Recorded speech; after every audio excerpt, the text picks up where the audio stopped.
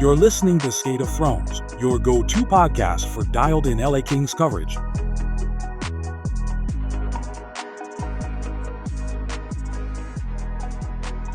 Welcome back to Skate of Thrones. As always, I'm your host, Casey Casliner. As the Kings are almost set for their playoff series, fourth year in a row against the Edmonton Oilers, first round, and it starts tomorrow, of course. But recording here on Sunday, we have a special guest. It's Connor Doyle. Met Connor last year, covering the Kings, of course. Been, definitely a good person to talk to ever since. Thank you so much, Connor, for being here, and tell us a little bit about yourself. Yeah, no, I'm pleasure to be on. Been following the Kings for a long time, it seems like. Got the opportunity to start covering the Kings full time a few seasons ago, and now been doing it with started with Inside the Rink, and then worked with the Hockey News now for going on 2.5 seasons. The co-editor there now, and rocking and rolling and staying busy in the industry, as they say. Yeah, definitely a good follow to follow on X or Twitter. If you're during the games, you have some good insights and your articles as well and everything. So appreciate you being on. But yeah, I mean, I said in the preview, of course, fourth year in a row, these two teams are playing. Of course, the Kings have been on the short end of the stick all three times, but they finally have home ice advantage. They feel like, they've taken the leap, so to speak. I mean, of course, they've had playoff caliber teams the past few years. The Pacific Division's also changed. And it felt like, they were a lot more solidified. They had a bid potentially at, winning the division this year. That they're not a team that historically wins the Pacific.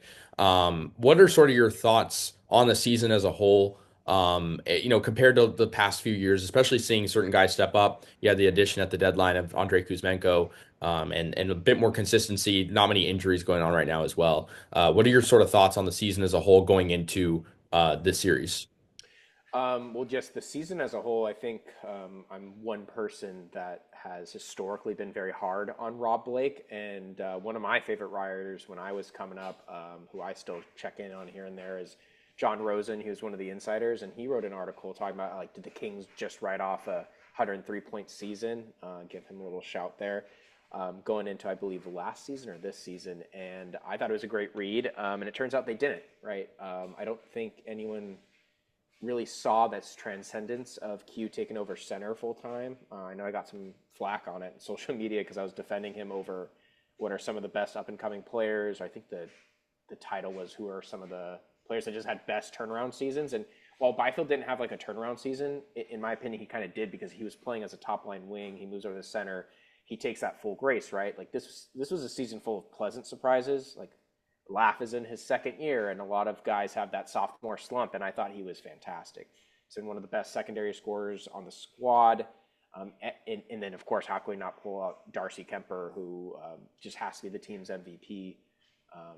Coming from Washington, where he didn't have two great seasons at all. And the fact that he was surpassed by Charlie Lindgren and came over to LA in the Pierre-Luc Dubois swap. So there's a lot of moving parts going into the season. A lot of people would definitely label, I mean, even including myself, that the offseason, the additions were kind of underwhelming.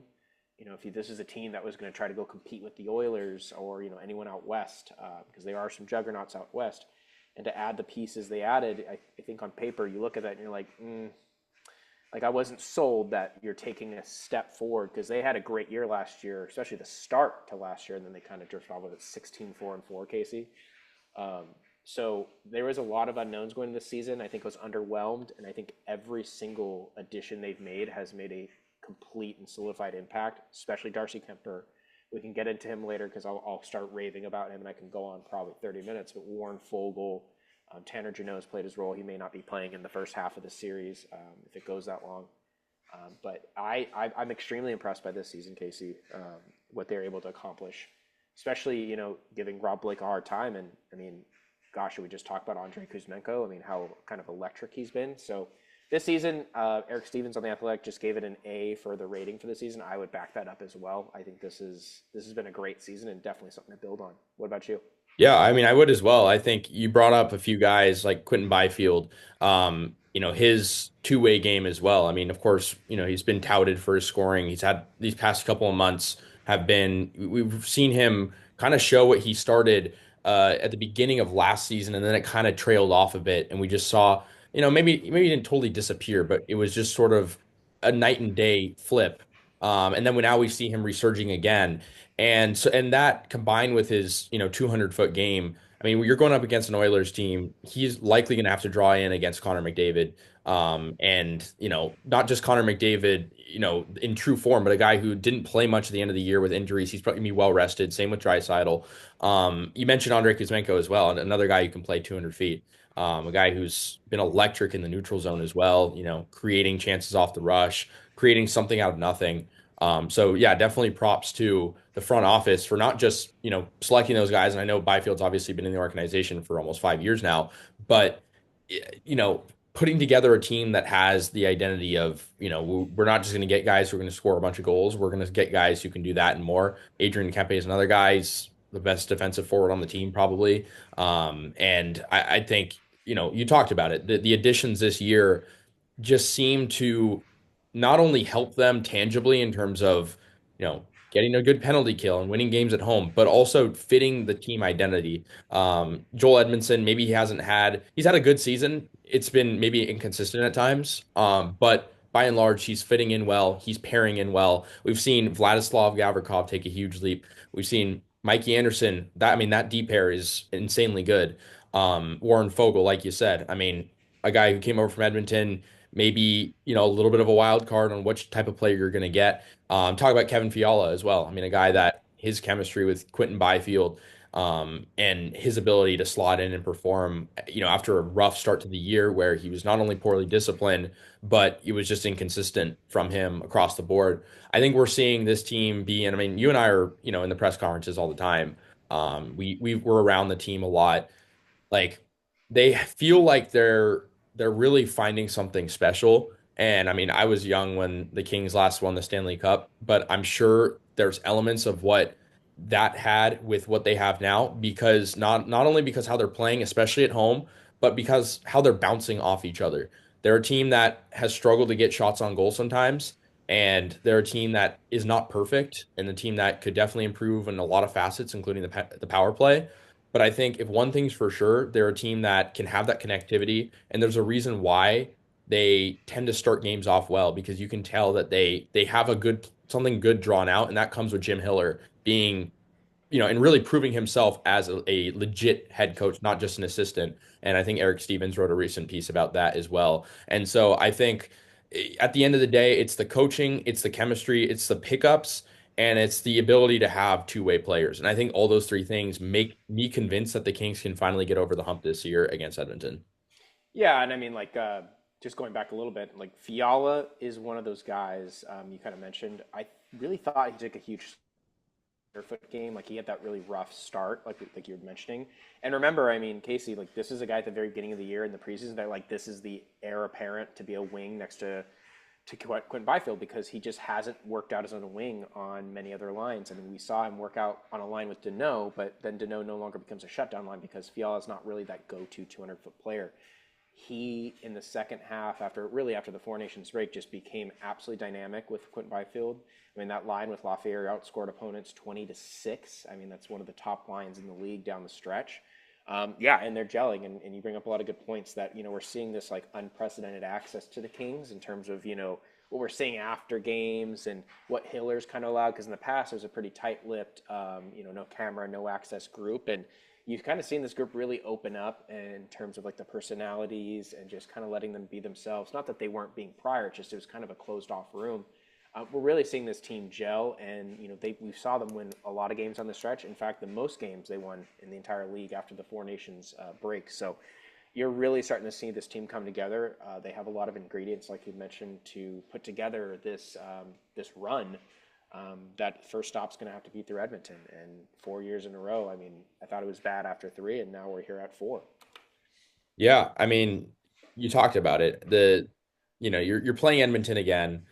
They're an interesting team this year. They didn't have a storybook season. I mean, last year, of course, they go all the way to the Stanley Cup. They're one win away from breaking the drought, and finally getting some hardware back. But the Kings, this year, that of course, like the obvious part is they're feeling probably a lot more confident this year than the prior couple of years. I mean, obviously the first year they take them to 7, right? The next year it's 6. that, last year it's 5. It's increasingly gotten easier for Edmonton against the Kings. But then, this year the Kings are able to squeak up, get second place in the Pacific, get home ice advantage on top of being the best home team in all of the NHL. And so my question for you is that does that move the needle? The fact that, you're great at home in the regular season, is that going to carry over to the playoffs, especially against a team that you've lost to, going on 4 years in a row if it happens again this year, and they have, two of the best players in the world. Obviously, Edmonton has plenty of holes that we can talk about, but does that move the needle for you that the Kings are not only getting home ice advantage, but they've improved on home ice this year? Jim Hiller, since he took over as the coach, has the most home wins in the entire league across every single team. I don't think necessarily. I think that it moves the needle in terms of that translates over. I think confidence-wise, I think you could bring up a good point. Like the team is potentially more confident playing at home. I mean, that's shown over their record. I don't think that necessarily translates over, but I could definitely see them taking that next step in terms of being confident, because this is an opponent that, I would be kind of just, it's all conjecture at this point, but I would just be assuming that most of these guys are looking, saw that Edmonton was a 99% lock for the last like 2 weeks of the season. I'm pretty sure most of these guys are just sighing like, these guys again. So I think that this is an opportunity for them to say, hey, we have home ice. We have this going for us. This is not as good as an Edmonton team that they've had in the last 3 years. But I would argue that this is in the most recent era, like going back to like Jay Woodcroft and even the coach prior. I mean, this is by far the weakest Edmonton team, but it's never going to be fully weak when you are able to suit up arguably the two best centers in the game. Yeah, for sure. And both of them we talked about a little bit earlier, but of course we didn't have a chance to see Draisaitl or McDavid. The Kings played the Oilers a couple times at the end there. And so, I mean, I've been thinking about it a lot. Like, is it going to be, it's the age old question. Is it rust or are they rejuvenated coming off, a lot of time off? I believe Draisaitl didn't play 11 of the last 14 games. I'm not sure what it is with McDavid, but I think it's around the same amount. And of course, on top of that, I mean, Edmonton has just been beaten up. Of course, Ekholm is not going to play, I believe, this series. I think Evander Kane is out a minimum of the first game. And so, at that point, it comes down to the little things, right? I mean, of course, we've seen this year, the Kings have been a pretty consistent PK team. Power play is a different story. We'll probably see them have the 5 forward power play come out against Edmonton. And with, the addition of Kuzmenko, it's been a lot better. I mean, of course, a lot of people, and I tweeted about this and I actually got a lot of traction, but I tweeted about the Kings power play because ESPN came out with an article that sort of it said it basically said the Kings are not going to be able to win this series if the power play doesn't like produce at a super high rate. And I'm thinking to myself, well, it hasn't produced at a high rate all year and they've still been able to win a lot of games. So I think like the Kings could still go 20% on the power play this series and still win it. I'm confident that they could. I don't think it'll be easy, but I think one thing that, the stat sheet doesn't tell you is the fact that they got Andrei Kuzmenko around halfway. And although maybe they're not scoring every single game on the power play, he gives them a lot more of a chance. His ability to, create chances, create rebounds, be net front, not to mention just keeping the puck over the blue line, in general in the offensive zone. And so I think my personal opinion is, I mean, you'd love the power play to open itself up. And if you want us to win the Stanley Cup, absolutely. Like, we won't even, have to entertain that yet. But like, Yeah. but like, if you want to win a round and win maybe 2 or 3, or maybe even go all the way, you have to have a, consistent power play. But I think this series, as far as I'm concerned, you know, the Kings could maybe get off with a little bit of, you know, inconsistency on the power play and still win it because they've done that all year. And so that doesn't necessarily change anything for me. But I think to your point, you know, these guys have known for a couple weeks that they're probably going to play the Oilers. I think that's, like you said, uh, kind of probably a hard feeling for these guys, but also maybe the silver lining is we've known for a few weeks we can start prepping for them. They're a division rival. Maybe being first place would have, playing Minnesota would have been something that would be more unpredictable. And of course, being on home ice as well. So, I think it's like to your point too, like it's a full season of Jim Hiller, as opposed to last year. You have a lot of moves and whatnot. So I guess my question to you is, kind of moving into, I guess, sort of our prediction stage of this, but do you think the Kings can win this series? If so, like, what's your confidence meter look out right now? How many games do you kind of see this going to? What's sort of like a hot take maybe you have for this series, something that you see playing out? Yeah, yeah. Well, maybe I could work backwards on that. My hot take, and it goes back to your last point, is that the Kings, the entire national, international, you want to pull that into, if at this point, it's the playoff time, baby. I think that a lot of media is just really pinning the Kings against the Oilers special teams, and I totally understand that. But I was just pulling it up on the side right now. But the Oilers penalty kill last year in the playoffs gave up 4 goals. That was the tied for the third lowest. Nashville had the lowest, but they did it in 6 games. Then Tampa in 5 and Vegas in 7. They gave up 1 less goal than Vegas, and they played 25 games last night. Their penalty kill in the playoffs was elite, and a lot of that personnel shifted. The Oilers lost a ton of personnel. So I don't know if it's, my hot take was I don't know if it's necessarily, you are going to have to worry about the Edmonton Oilers penalty or the PP. Totally get that. But the Oilers also have to worry about the Kings power play. The Kings power play after the Kuzmenko pickup, they were 13th in the league. I believe that's what I think Doyle's posted that. They're up there with one of the better. They're well above where they were in the bottom cellar of the league. With this 6-man unit, the way they've been working on the puck, the personnel that also Edmonton's missing in terms of the players that have turned over and Ekholm being down, I think it's the Edmonton PK that has to really worry about in a 6-man unit for, a 5-man forward unit for LA. I think that's my hot take for this series is that LA has the opportunity to do some incredible amount of damage for an Oiler PK that was borderline historically good in the playoffs last year, and they lost most of that personnel. You know, the McLeods, the Fogels, who's now with the Kings. You know, Ekholm. I think you can throw even though he wasn't a great 5-on-5 defender, but you could throw Desharnais in there as well. I mean, they had a elite PK in the postseason, and this year they've been okay. But come playoff time, I think the way that they're trending Kings wise with how they're working on the power play, they could turn the tide in this series. And with like, I just want to pull up some stats off 5-on-5 too, that the Oilers have 2 guys in top 10 for 5-on-5 scoring, and that is, you'll never guess, Leon Draisaitl and Connor McDavid at 7th and 10th ranking in the league. The next guy on their squad is Evan Bouchard at 104th with 33 points. The Kings have 6 guys, and I know it's the high ranking, but in the top 70, right? I mean, Warren Fogel's in that group, like Lafreniere's in there, QB, Philip Deneau. Like this should easily be just crushing them at 5-on-5. I mean, crushing is a heavy word. I get that, but they pale in comparison when it comes to 5-on-5 scoring. They rely on the 2 engines, and that's going to happen. So going back to, you know, your question about like my confidence in the series, I would say, even though I've spoken this way, I would still say it's about 60% for the Kings for me, because at the end of the day, the Kings don't have 2 guys that can single-handedly just break open the game. We've seen it in the past 3 series. If times get really hard, they didn't have to do it much last year because the Oilers just mopped the floor with the Kings in overall score aggregate-wise, even though we tied them at 5-on-5. But when you have 2 guys that can just hop on the same line and they can play 25, 27 minutes, it's like the antithesis of how you build a team for success in the playoffs, in my opinion. And I think about winning a cup. If I'm a GM, I want to build it based off of, you want to have maybe a superstar or an elite player, and then you build off depth. Like the Oilers are like the antithesis. It's like, well, we have 2 pretty much of the best guys in the entire world, and we could really run that back. They had great depth last year. That's gone. But these 2 guys could really still, 76 points with those 2 in 18 games, right? I mean, against the Kings the last 3 years, that's insane production.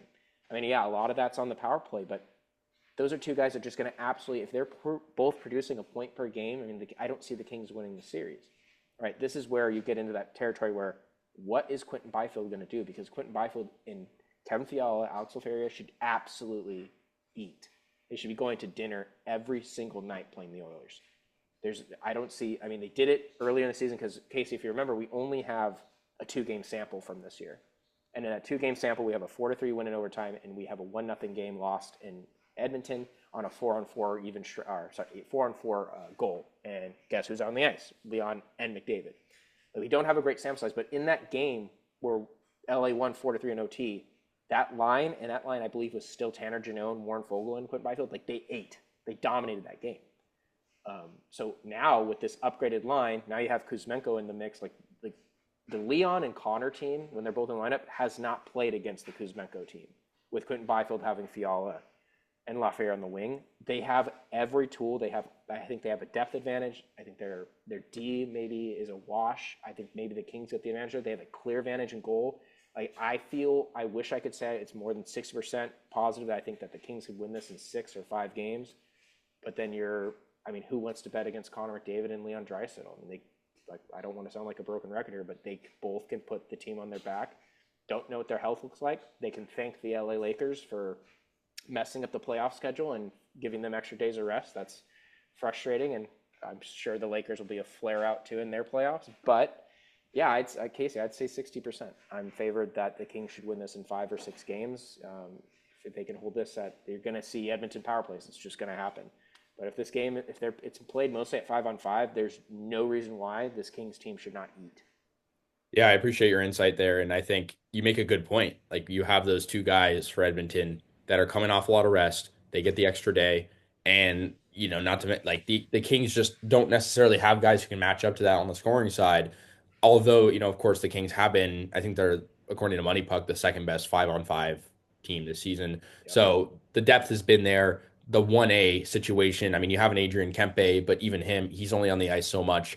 He has to deal with, not a bad line, but it's a line that's seen changes this year with Kuzmenko coming over. It's been better, but Kopitar is older. You can't necessarily predict how he's going to play in the playoffs. But I want to shift into talking about the goaltending and defense a little bit more. Obviously, for the Oilers, I believe they haven't confirmed who will be starting in Game 1 yet. Obviously Stuart Skinner and Calvin Pickard are the options for the Kings. Darcy Kemper for sure. But I think, you mentioned the power play. And the thing I was thinking about is, the Oilers are going to craft. They're going to create on the power play. And a lot of that is going to come down to, is Darcy Kemper going to be able to make those saves above expected? And he's been, great at that all year. He's, historically a great playoff goalie. I believe he's 17-10-0 all time in the playoffs, in 34 playoff games, 2.7 goals against average in the playoffs and a 908 save percentage. So pretty solid. Although, obviously there were some years where he didn't really play much in the playoffs, like 2015 with Minnesota. But for Colorado during their run to the Cup, he had a big role there, playing 16 playoff games. So a lot to be happy about. And for the Oilers, kind of on the flip side, they've just seen some inconsistency on the back end, in net as well. And so I wonder how the Kings maybe exploit that, especially like you said, we just don't have a big sample size. And I think the one thing I'm thinking about too is how are the Oilers going to play chess this series, right? Especially on the back end. Cam Dineen, does he get more time over a guy like Josh Brown? They have to beat the Kings forecheck some way or another. Do they want to move the puck more, or do they want to be more hard hitting and physical? Especially with how their offense is crafted, with finding their guys, the 1A 1B in McDavid and Draisaitl, and just what they've been able to do. I think they probably try to move the puck more, especially against the forecheck. But you never know. The Kings, of course, have some really talented D-men. And then, on the bottom 6 as well, like a guy like Jeff Malott slotting in. What kind of minutes does he give you? We've seen some really quality play out of him on the fourth line. It's been a fourth line that's been up and down this year. It's been a lot better as of late. It's unfortunate that Jeannot gets hurt at this time with, he was starting to crack it a bit more. What do you sort of see from some of I guess some of the stuff I mentioned, the goaltending, but also the depth outside of the, McDavid's, the Draisaitl's, the first and second lines for LA. What do you see kind of happening on the bottom 6? What kind of intrigues you there? What intrigues me there is the fact that I don't think, because initially, if I'm looking at Edmonton, if I'm the bench boss, I would want to run 11-7, but I believe Ty Emberson just went back I think he was having the birth of his first child, so congrats there. And then Troy Stetcher, I think, was still in Edmonton skating on his own injured. So I don't know what their D depth is. I don't know if you know who their number 7 is on their back end. But if I'm Knobloch, I'd probably want to run 11-7 because I think that their forward group is going to get pretty overwhelmed. And you really, I don't see this as an activating D-core. I mean, Jake Wallman was like a very underrated pickup for Edmonton. I just don't see them being as active as much when I think they're really going to have to play a lot of chess in terms of the back and forth with the Kings top nine. And I think the Oilers top nine is nowhere close to the Kings right now, especially that third line with QB. I mean, they've had underwhelming seasons. Adam Henrique, Ryan Nugent-Hopkins, even you get throw Zach Hyman in there. I mean, to be fair, Zach Hyman had to come back down to earth because I don't see him, and this is no offense, he's a great player, but I don't see him as a 50 goal guy every season. They have Leon for that. Leon got over 50 and he missed 12 games. And this is a guy that was probably a lock for 60 this year. And he won the goal scoring title, I believe, by a wide margin over Willie Nylander. So, if I'm Knoblauch, I'd want to run 11-7. And obviously you're going to match up 29 and 97 a lot in this series. And I think that goes back to me saying 60%. And I think if the Oilers win this series, I think they sacrifice a ton. I think that they would have to flare out because of this. I think if you were going to overuse those two together, they'd flare out. But yeah, you talk about goaltending as well. I mean, that's where you can look at, paper on paper, the Kings have the clear advantage, right? Stu Skinner has not been great. He was just probably lukewarm last year, but that deep Edmonton team went one period away. It was a 1-1 going into the third period in Game 7. I mean, they were a period away from pulling off the most insane reverse comeback in the history of probably all sports. So Kings have a lot of advantages there. I don't see the Oilers decor being that active in this series, unless, the Kings are taking their chances and they got to go play back and forth. But, the Kings are not going to play that way. I mean, they're not going to get in a run and gun style with the Oilers. That would just be playing into their hand. And I think if the Kings play their style and they don't deviate from that plan, they're going to win games, potentially the series. And I guess that last note that I want to touch on that you mentioned was like Malo playing in the bottom six. That might be the largest largest bottom six line in all of hockey right now because there's only, so many teams left. But Jeff Malo's 6'5", Hellenius is 6'6". I mean, Turcotte's on that line with like an elite engine. I mean, they have a makeup of a line that's going to give you like a really good 7 to 10 minutes a night, at home. Like you're going to be able to use them with volition. Like Hiller's going to be able to use them, unlike I believe when they play in Edmonton. I don't see them playing a lot. And I would probably I would probably drown on this fight. I'd probably die from this. But I see Trevor Lewis probably maybe hopping back in if Malo struggles. But that's a lot of size. I really like the game he brings, this grit. He stick handles better than I thought he would for a guy that's only played less than double-digit games in the NHL. And I give the guy a lot of credit. I mean, he came in, he got an opportunity, and that opportunity he didn't get with Winnipeg when he first broke into the league, and he's looked great. I know that they put it out on, I think the last game you and I were at, they put it out on one of the Sportsnets guys. I don't know if it's Spec, but he was like, this guy's brother fights in the UFC, and it's like, okay, well, things start to add up now. But I think we're probably not going to see a ton of them in Edmonton, but the Kings just need to get a split, just like the Oilers need to get a split in LA. And I think you're going to see a lot of 97 and 29 on the same line. Yeah, I definitely agree. And I think just circling back to Darcy Kemper, I mean, I haven't touched on him too much tonight, but I mean, his value cannot be overstated. And won't win the Vezina, but definitely should be, in some sort of honorable mention for that because he's just been, I mean, so incredible. And not that Cam Talbot last year wasn't good, but we saw him sort of do the Quentin Byfield effect of sort of, really good first half and then sort of just over time, not really not advocating for himself by his play as much.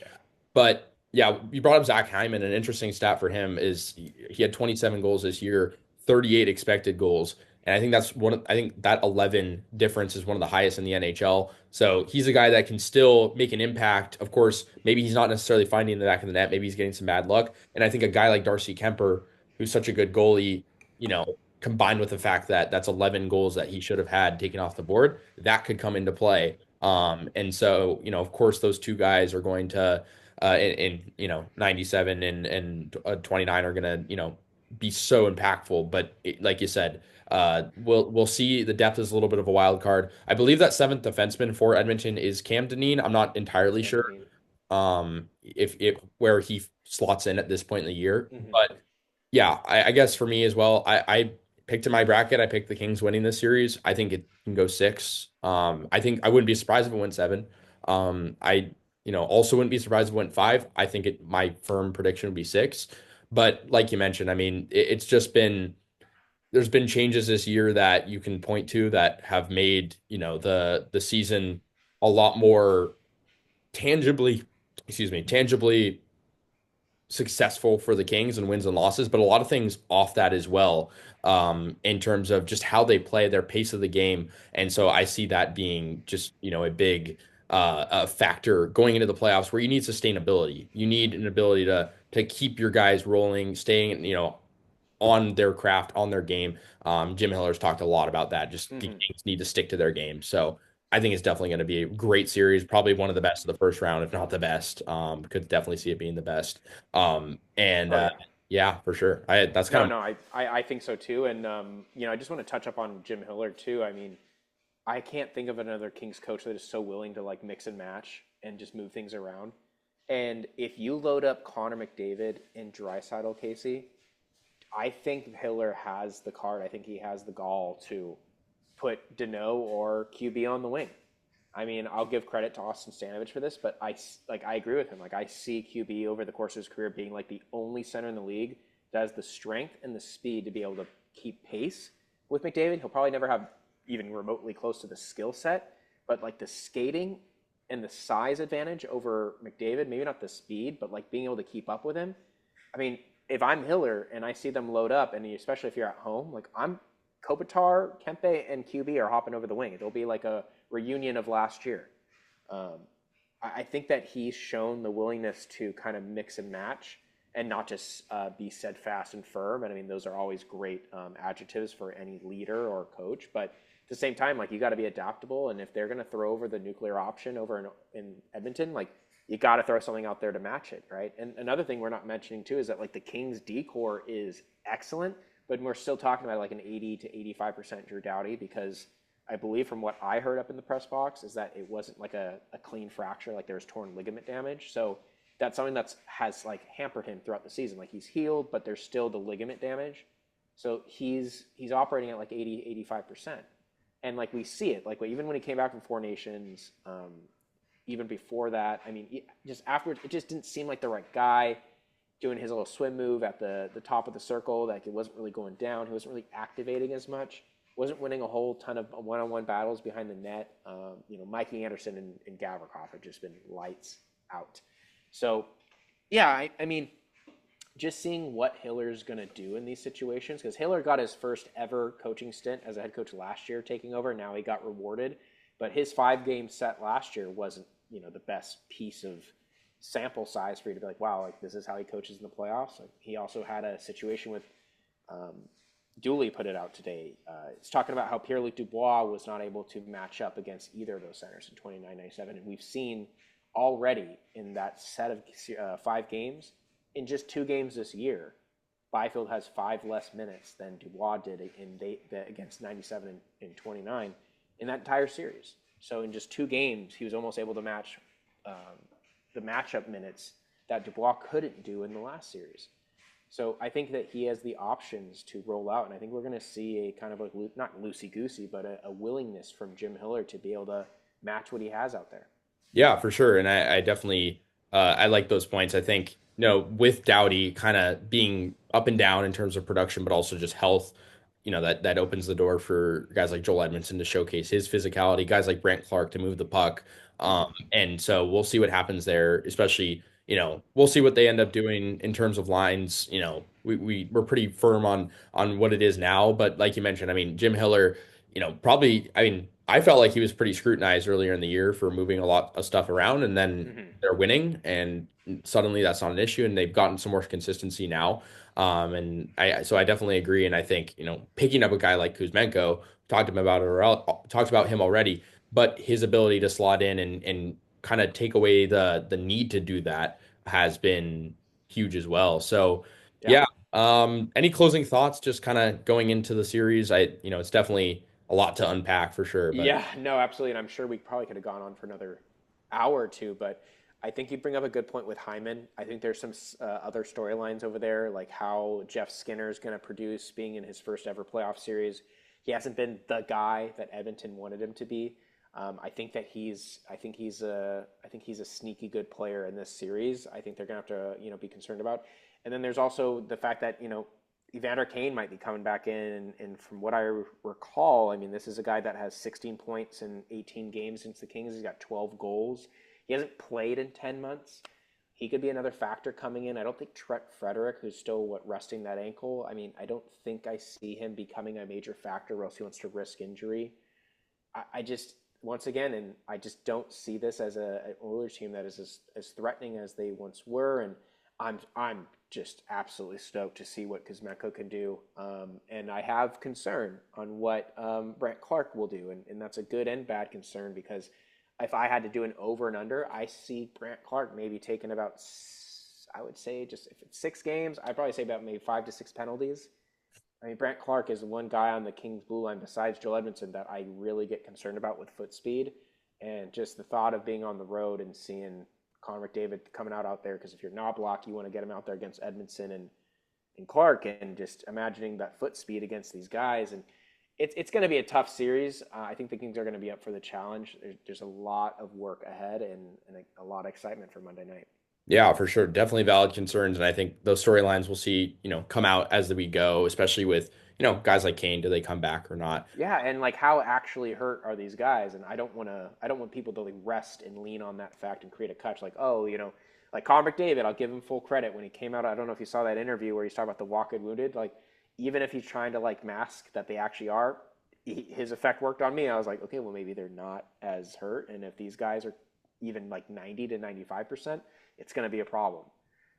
And then, of course, you're going to have if the Kings, if the Kings do win, you're going to never hear the end of, well, we weren't healthy, but they just need to get it done, because if they get it done, they have the opportunity to, I think, really beat Vegas or the Wild. But then if they run into Colorado, I mean, good luck. I think it's theirs to lose right now.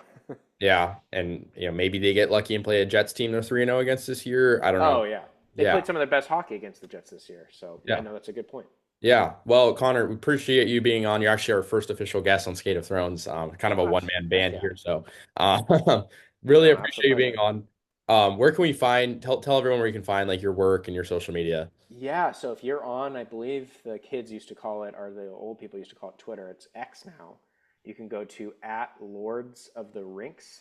That's my handle. It'll be there. Connor Doyle, co-editor over here at the Hockey News. And you could always go to the Hockey News Roundtable and go to the LA Kings site and read some of either mine or some of our writers' content to keep up to date with the Kings.